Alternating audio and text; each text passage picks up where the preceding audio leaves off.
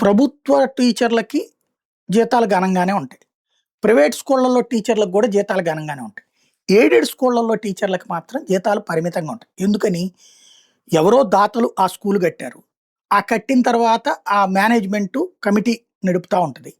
ఆ రోజుల్లో దాతలు డబ్బులిచ్చేవాళ్ళు గానీ, వాళ్ళ స్కూళ్ళకి డబ్బులిచ్చే దాతలు కరువయ్యారు. అలాంటి సందర్భంలో టీచర్లు ఎవరన్నా అంటే గవర్నమెంట్ ఇచ్చిన టీచర్లు అన్ని సబ్జెక్టులకు ఉన్నారంటే లేకపోతే మేనేజ్‌మెంటే డబ్బులేసుకొని పెట్టుకోవాలి.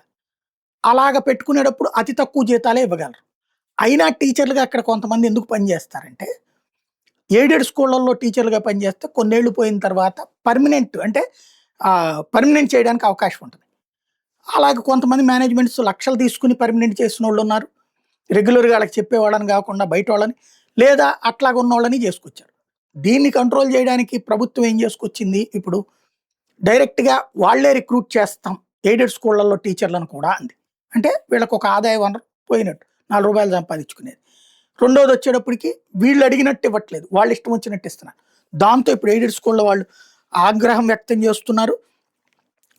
చివరికి ఉద్యోగాల నియామకం మీద హైకోర్టు ఇచ్చిన తీర్పును కూడా అమలు చేయడం లేదని మండిపడుతున్నారు. తమ హక్కుల్ని కాలరాసి విద్యాశాఖ ద్వారా పోస్టులు భర్తీ చేసేందుకు పరీక్ష నిర్వహిస్తున్నారు. దీంతో తమకు ఎలాంటి సంబంధం లేదని చెప్పుకొచ్చారు. అసోసియేషన్ ప్రతినిధులు కార్యవర్గ సభ్యులు మంగళవారం విజయవాడలో మీడియాతో మాట్లాడారు.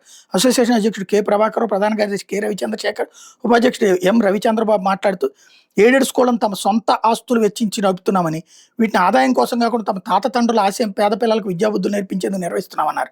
ఇప్పుడు చట్టబద్ధంగా తమకు రావాల్సిన హక్కులు టీడీపీ ప్రభుత్వం కాలరాస్తోందని దుయ్యబట్టారు. సుప్రీం హైకోర్టు ఆదేశాల మేరకు ప్రైవేట్ గుర్తింపు పొందిన ఎయిడెడ్ పాఠశాలలో ఉపాధ్యాయ నియామకాలు వైఎస్ఆర్సీ ప్రభుత్వంలో వచ్చిన జీవో నెంబర్ 1 ప్రకారం జరగాలని, అయితే ఎన్నికల అనంతరం విధానపరమైన కారణాలు చూపిస్తూ చంద్రబాబు ప్రభుత్వం దాదాపు 5 నెలల పాటు నియామక ప్రక్రియ నిలిపేసిందని ఆగ్రహం వ్యక్తం చేశారు.